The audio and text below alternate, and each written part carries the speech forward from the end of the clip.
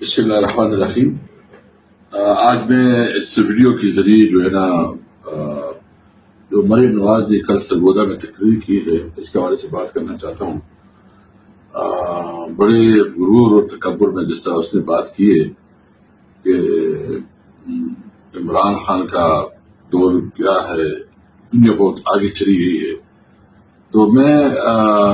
Be be مریم آپ سے آپ کے اسٹیج کو قبول کرتا ہوں۔ آئے سب سے پہلے اگر آپ اپنے بات میں سچے ہیں اور آپ سمجھتے ہیں کہ واقعی عمران خان کا قصہ ختم ہو گیا اور اب عوام جو ہے نا آپ کی لیڈر نواز شریف جو کہ کبھی کہتے تھے کہ ووٹ کو عزت دو اور اس کا جھوٹا بیانیہ اس وقت دنیا کے سامنے ہے کہ کس طرح اس وقت ووٹ کو عزت دی گئی ہے، یعنی عوام سے زبردستی ووٹ چوری کر کے حکومت بنائی ہے، اور اس کے بعد اس ڈٹائی سے آپ بات کرتے ہیں تو ٹھیک ہے، آپ کی چیلنج منظور ہے۔ آئے الیکشن کروائے پاکستان میں، فری اینڈ فیئر الیکشن ہو، نیوٹرل امپائر ہوں، آپ تمام سیاسی پارٹیاں، آپ مسلم لیگ نون، People Party, M Q M,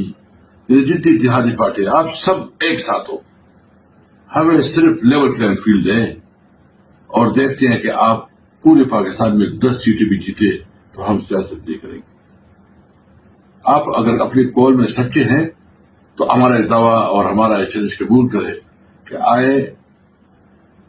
free and fair election کریں، عوام کے پاس جائیں، عوام سے نیا مینڈیٹ لیں،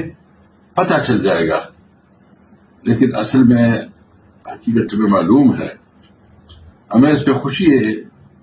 حرمین شریفین ہمارے عقیدے اور ہمارے اعتقاد